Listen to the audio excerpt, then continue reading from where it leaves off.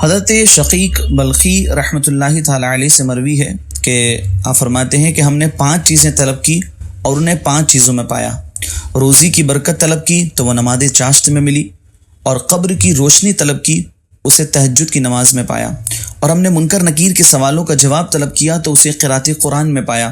اور ہم نے پل صراط کا پار ہونا طلب کیا تو اسے روزہ اور صدقہ میں پایا، اور ہم نے عرش کا سایہ طلب کیا تو اسے توبہ میں پایا۔ بعض علماء فرماتے ہیں کہ ہم نے مجلس وعظ کے آخر میں دعا کی، اے الہی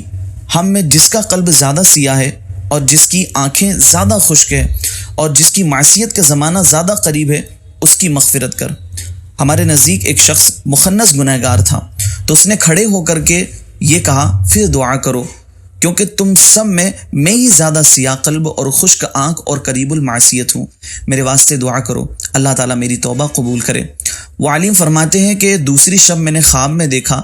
کہ گویا میں حق تعالیٰ کے سامنے کھڑا ہوں، اور ارشاد ہوا کہ مجھے یہ اچھا معلوم ہوا کہ تم نے میرے اور میرے بندے کے درمیان صلح کرا دی، میں نے تجھے اور اس کو اور ساری مجلس والوں کو معاف کیا۔ ایک شخص نے ایک بزرگ کو بعد وفات خواب میں دیکھا، پوچھا اللہ تعالیٰ نے تمہارے ساتھ کیا کیا؟ تو کہا کہ اللہ تعالیٰ نے میرا نامہ اعمال سیدھے ہاتھ میں دیا اور اس میں مجھے اپنی ایک لغزش نظر آئی،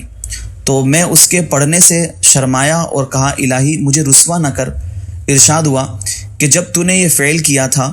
اور مجھ سے نہیں شرمایا تھا اس وقت میں نے تجھے رسوا نہ کیا، تو آج جب کہ تو مجھ سے شرماتا ہے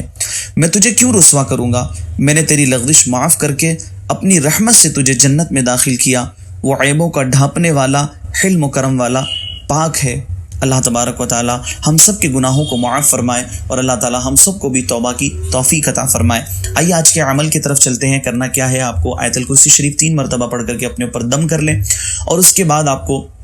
11 مرتبہ درود شریف پڑھنی ہے، اول میں بھی اور آخر میں بھی 11 مرتبہ درود شریف پڑھنی ہے۔ درمیان میں آپ کو اللہ تبارک و تعالیٰ کا یہ صفاتی نام یا باسطو یا اللہ، یا باسطو یا اللہ، اس کو آپ کو 141 مرتبہ پڑھ کر کے اللہ تبارک و تعالیٰ کی بارگاہ میں دعا کرنی ہے اپنی جائز حاجت کے لیے۔ اللہ تبارک و تعالیٰ ماہ رمضان المبارک کی برکتیں ہمیں نصیب فرمائے۔